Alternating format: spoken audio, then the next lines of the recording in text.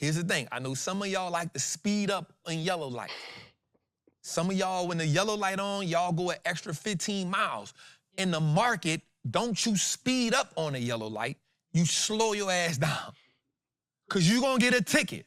Or you might get in a wreck. Oh, I just hit him with a bomb right now. I just hit him with a bomb right there. I just hit him with a bomb right there. I just hit him with a bomb right there. I just hit him with a bomb. Bombs over Baghdad. Come on, man. All right, let's get on this chart right quick, man. So we're going to show y'all something. We're going to show what we're looking at, show y'all what I seen, and this is one of the things we're doing in the Patreon, too. All right, so here we are right here. Let's pull this out first. Let's get this hot. Let's get this brush right here. So this is our current candle, right? This is our current candle. So as we can see today with this current candle, we see that the bears, right now we're looking at a daily chart, right? We see for a fact that the selling pressure has now entered the market, right? So we're looking at the daily, but let's go a little further. Before we even get on this daily chart, so here's what we're gonna do first. Before we get on this daily chart, let's do this. Boom. Where are we on the month? Right? Where are we on the month? So the first thing we see is on the month, we see that the month of August, we still good. Right? So we see that. Month of August, we still see buying pressure. You still see buyers are still in control. Also, what we see with buyers being in control, and again, everybody have a different way of doing something, just walking through traps way, right? We see that upward trend, which is buyers setting steps on steps on steps on steps. So we like that. Buyers are still in control on the monthly, which is good. Like, we want to see that. For me, I like to go through every version of this because once I see what's happening on the monthly, then the next thing we'll do is go to the weekly. Aha, let's go. Now, on the weekly, what do we see? Now, on the weekly, we're going to start on this red candle right here. Now, here's what I want to tell you something. This is important what I'm about to tell you about this. On this red candle right here, what I want to tell you. This red candle is caught between this green candle and this green candle, which means buyers have trapped some sellers in right there. Ooh. Ooh. So the buyers have trapped some sellers in right there, right? Now, let me tell you what's important about the second green candle that's behind the red candle. Notice this is considered an inside bar of a candle. You know why? Because the buyers didn't completely take over the sellers over there, so the sellers still had some type of what? Presence. Come on, y'all. All right, tell us that sellers still had some type of presence. Now, here's what gives it a little more clarity. You got two green candles that's trapping a red candle, but the red candle is still larger than both green candles. Listen to me. So if the red candle is still larger than both of the green candles, that means the sellers still have some pressure there. Now, here's where this candle comes in that makes it a little bit better. Because then you get the next green candle now, which overtakes that red candle. So that means this candle tells us, the two back-to-back green candles tell us that buyers have stepped their aggression up a bit more, right?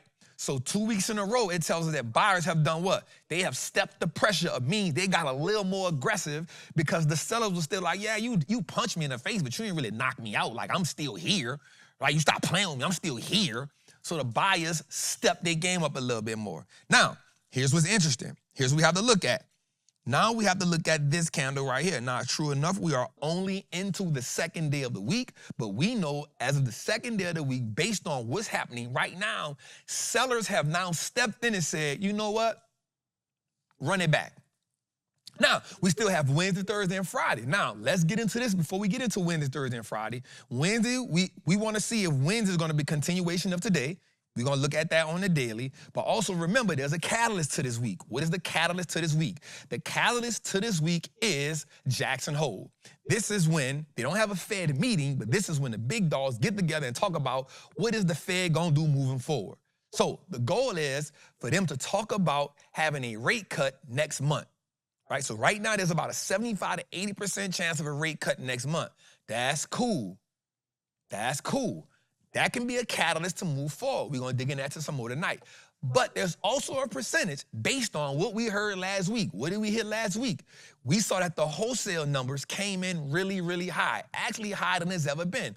What does that mean? That means the people who getting the goods from where they're getting it from, the prices have went up on them. So because the price have went up double on them, where do you think that price is going to fall down to? It's going to fall down to us. The thing about that is previously to that, we had a CPI report that came in that said what? Inflation was what? Cooling off. So now what you have is contradictory reports. That's the part I wanted to get to. Now we're having contradictory reports. We're saying a report saying that CPI is coming down, which can be true. But we also had a report said the producer price index is going up. It actually doubled what they were expecting. So that means tariffs and inflation are here. Okay. So that kind of drove the market down. But let's be more realistic into that. Look how the sellers were really strong in that. Even though we got that information on a Wednesday or Thursday, I can't remember which one, the buyers were so strong, they actually shook that off.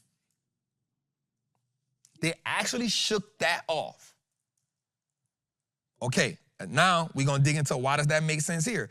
Because that means, now watch this, even on this green candle we have here, notice it's really what's called a small body green candle, which tells us even though the sellers were in position, they may have gotten a little exhausted. Okay, we trapping or we trapping? All right. Let's go a little further. Now we're going to get into the daily. Now, as we get into the daily, let's look. Okay, now we're going to erase all this off the screen because we got to get to it. All right, so here's what we got. Now, if we're looking at this chart right here, here's what we know. We have an uptrend here. So we have this uptrend here, which is good. And then you have some what's called slight consolidation. Not a lot. So this red candle right here, yes, I understand it drove a lot of y'all crazy, but here's what I want you to understand. The red candle still held its ground. So the buyers did step in, but they held their ground. They didn't take complete control, but they let it be known that they were present. How do we know they didn't take complete control? Well, the reason that we know that they didn't take complete control is because I want you to look at something right here. Right here. So I'm gonna make this bigger for y'all so y'all can see it. I'm gonna take it from a dot to a line. I want you to look right on top of here. I'm gonna make this plain for y'all so y'all can see it. We're gonna talk about a couple things that you gotta look at. All right, so I'm gonna move this up. There we go, right there. So let's open it up a little bit for you. All right, so you see that line right there. Well, I'm gonna tell you what that line represents, why we like that line. Because on top of this line right here, which is 639.21, 639.32. Now, what you see is this red candle here was at one time, it was a what? High.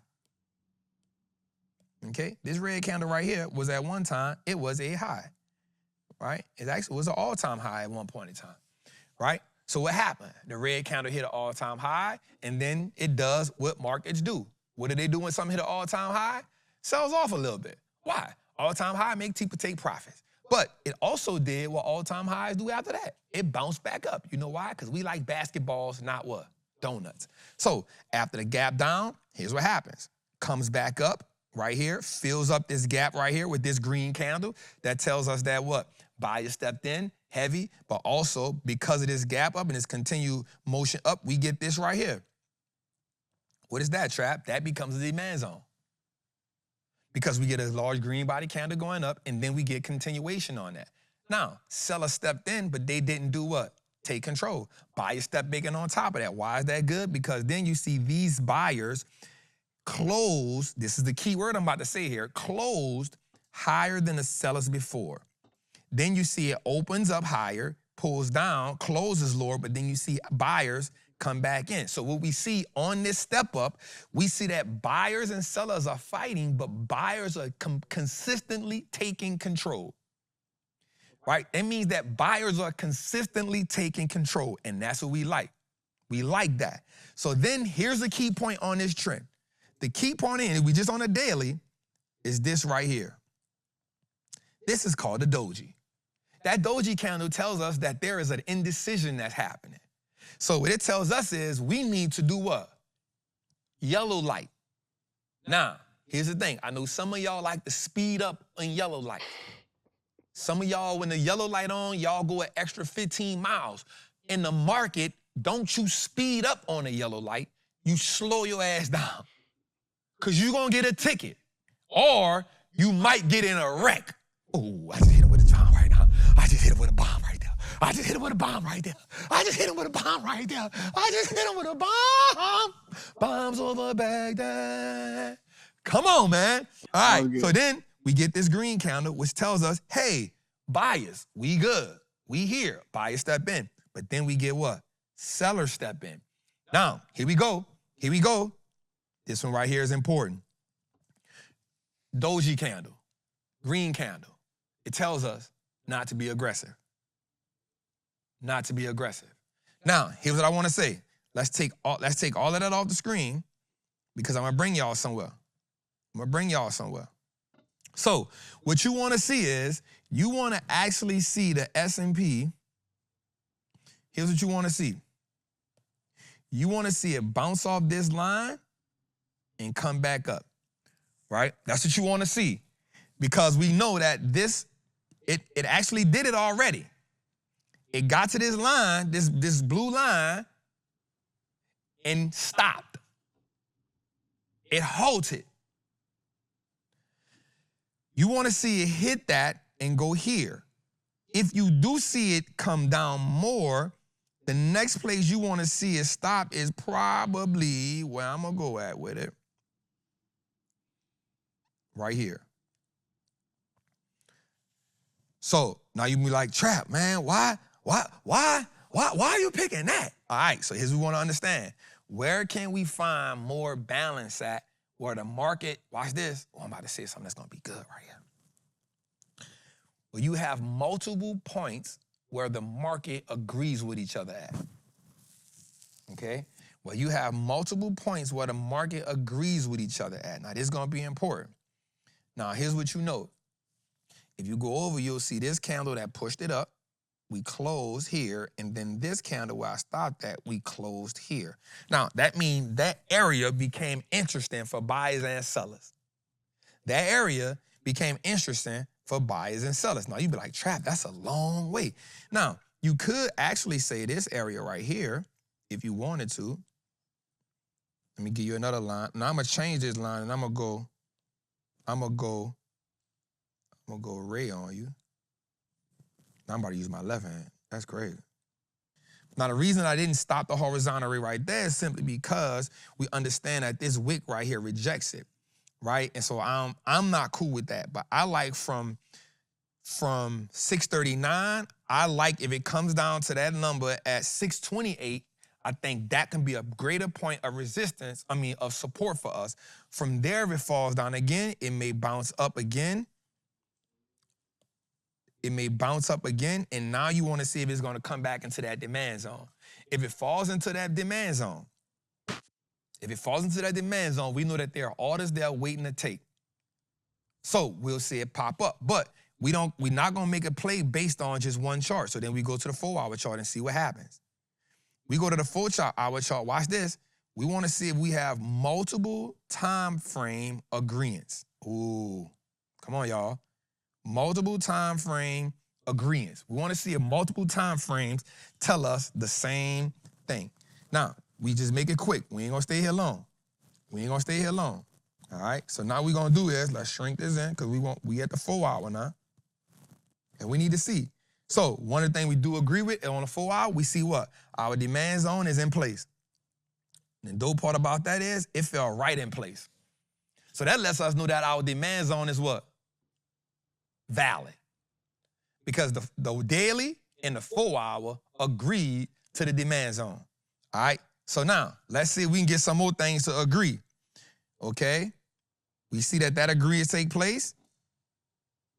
Look at that, y'all. Right here. Now, here's the dope part about it. Look at that. So, watch this. That gave us a little bit more clarity. So instead of being 629, it gave us 632 on our 4-hour chart, which means we were still a couple other candles formed in the 4-hour. So it tells us that we was in the right range, right? So we know that if it comes from 639, we know that there can be some type of support found here at 631-ish, 632-ish. There can be some type of support found there. We'll see it bounce there. Here's what we want to do though. We want to see it bounce here, and we want it to come back on top of this. So it can create what, y'all? A lower high. Come on, y'all. Come on, y'all. The way that higher highs work is we have to have a lower high that the higher high steps on.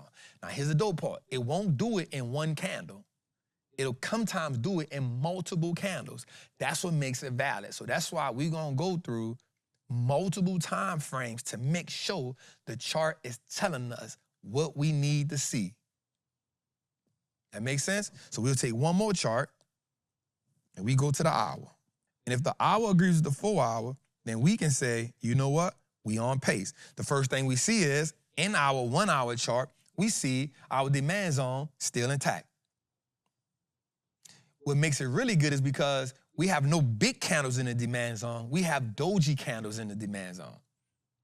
So I really like that, because now we down to the 1-hour. So here's what we see. Same thing. We see that our 632 is in line. We see it here. We see it here. We see it here. We see it here. So we like that. Same range, 632, 631-ish. We like that. Same range. We like that. So that's what we want to see, y'all. We want to see it bounce. Now, when we look at this, we do notice something here. I'm going to open this up a little bit so y'all can see.